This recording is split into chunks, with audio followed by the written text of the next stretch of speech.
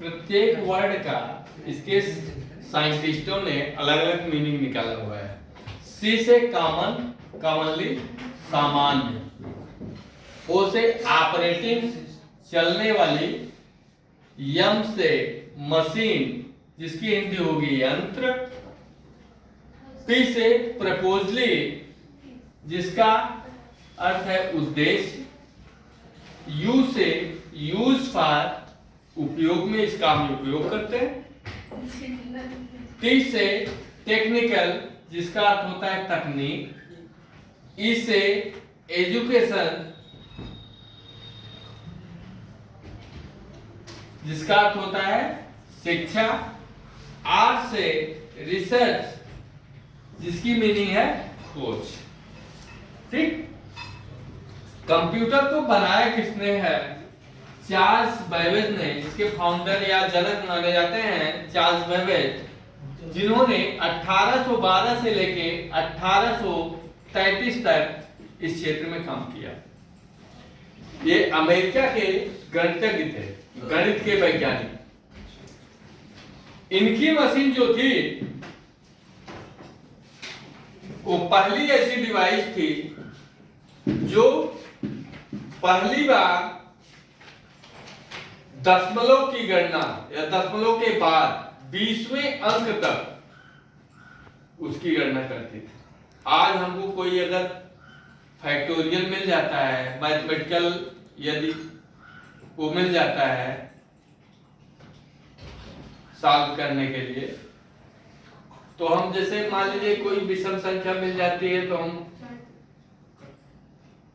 सोचते हैं कि अगर नहीं वो डिवाइड हो रहा है तो दशमलव के 2 या 4 अंक तक सोचते हैं कि बस ये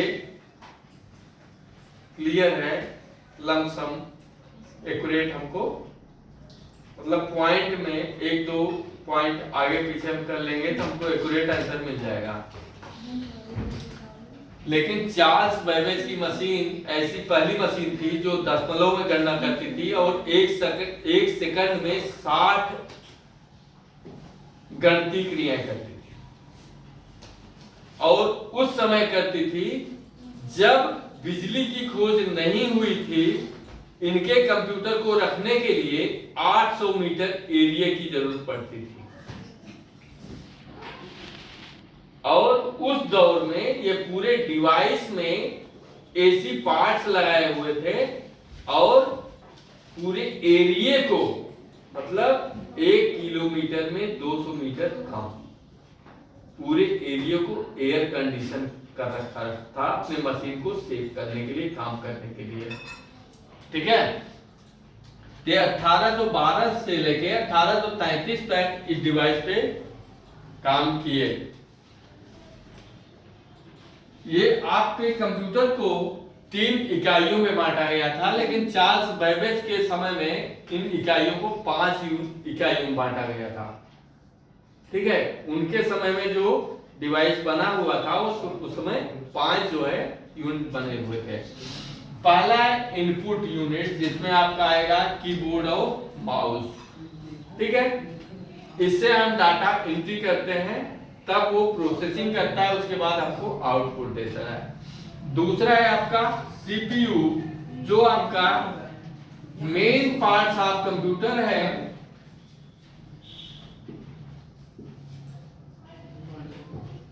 या इसको हम कह सकते हैं ब्रेन ऑफ कंप्यूटर। ये कंप्यूटर का दिमाग भी कहा जाता है।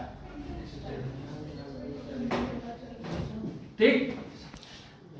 तीसरा यूनिट जो है आउटपुट है, जिसमें आपका मॉनिटर आएगा, जिसपे हम डिस्प्ले करते हैं, देखते हैं, और प्रिंटर आएगा जिसपे हम छाप के निकालते हैं, और स्पीकर आएगा जिसपे हम आउटपुट सुनते हैं। ठीक है। तो तीनों इकाइयों को सम्मिलित रूप से हम कह सकते हैं क्या? कंप्यूटर।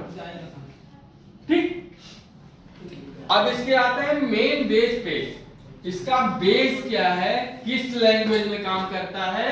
वो है बाइनरी, जो 0-1 से बना हुआ है। कंप्यूटर हमारा 0-1 के अलावा कुछ नहीं जानता।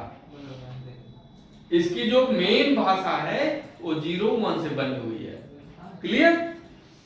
नेक्स्ट है इसका जो आधार है, मुख्य आधार है वो क्या है, सॉफ्टवेयर है। सॉफ्टवेयर हम किसको कहेंगे, निर्देशों के समूह को हम सॉफ्टवेयर कहते हैं, जिसको हम दूसरे शब्दों में ये कह सकते हैं कि जिसको हम छू और देख नहीं सकते वो सॉफ्टवेयर है, जिसको हम छू और देख सकते हैं वो क्या है, हार्डवेयर। क्लियर। और हमारा कंप्यूटर सॉफ्टवेयर और हार्डवेयर दोनों के समायोजन से चलता है। ऐसा नहीं है कि हार्डवेयर और सॉफ्टवेयर में झगड़ा हो जाए तो कंप्यूटर हमारा चल जाएगा, ऐसा नहीं है।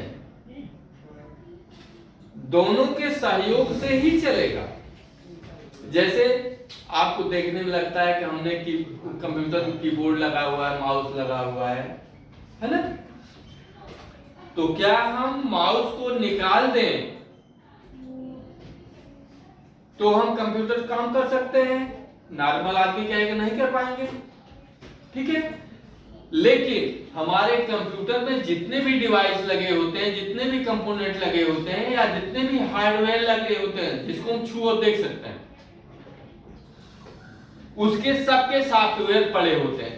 जब तक वो सॉफ्टवेयर हम उसमें इंस्टॉल नहीं करेंगे तब तक हमारे हार्डवेयर काम नहीं करेंगे। जैसे कीबोर्ड लगा हुआ है, कीबोर्ड का सॉफ्टवेयर उसमें नहीं हम डाले हैं, या कीबोर्ड का ड्राइवर उसमें नहीं पड़ा हुआ है, तो हमारा कीबोर्ड नहीं काम करेगा, ठीक। हार्डवेयर के साथ साथ उसका सॉफ्टवेयर हमको इंस्टॉल करना और उसके सॉफ्टवेयर को रन करने के लिए उसका ड्राइवर जो है चलाना या इंस्टॉल करना आवश्यक है। जब तक ड्राइवर नहीं रहेगा तब तक कीबोर्ड का सॉफ्टवेयर नहीं काम करेगा। यदि हम किसी कंप्यूटर में कोई नया प्रिंटर लाते हैं और ऐड करके हमको उसको चलाना है, तो उसके साथ उसका सॉफ्टवेयर हम पहले इंस्टॉल करेंगे, उसके बाद तब हम उसका प्रिंटर इंस्टॉल करेंगे, तब वो हमारा प्रिंटर वर्क करेगा। ड्राइवर क्या होता है, जैसे हमारे कॉलेज का प्रिंसिपल हेड होता है कि सारे मास्टरों से ये कहता है कि आप यहाँ पीरियड है, यहाँ पीरियड आपको पढ़ाना, इस तरह से काम करना है। उसी तरह से ड्राइवर होता है कि माउस के ये काम है, उसका कीबोर्ड के ये काम है, प्रिंटर के ये काम है, सबको इंडिकेशन करना, निर्देश करना, ताकि वो सारे अपने सही समय पे काम करें। क्लियर। सिस्टम सॉफ्टवेयर होते हैं आपके 3 प्रकार के। पहला है सिस्टम सॉफ्टवेयर, वे सॉफ्टवेयर जो हमारे सिस्टम को चलाने में सहयोग करते हैं। सिस्टम क्या है, हमारा कंप्यूटर है, ठीक है। दूसरा है एप्लीकेशन सॉफ्टवेयर, वे सॉफ्टवेयर जो विशेष कार्य उद्देश्य से बनाए जाते हैं, वे एप्लीकेशन सॉफ्टवेयर कहे जाते हैं। तीसरा है यूटिलिटी सॉफ्टवेयर, वे सॉफ्टवेयर जो हमारे सिस्टम को सुरक्षा प्रदान करते हैं। इसको हम और इजी वर्ड में लेते हैं। जैसे मान लीजिए किसी के लिए कंप्यूटर नया है, मोबाइल तो नया नहीं है, मोबाइल नहीं नया है कंप्यूटर की अपेक्षा, मोबाइल हम पहले से यूज कर रहे हैं। तो जो सॉफ्टवेयर कंपनियां हमको मोबाइल में डाल के देती हैं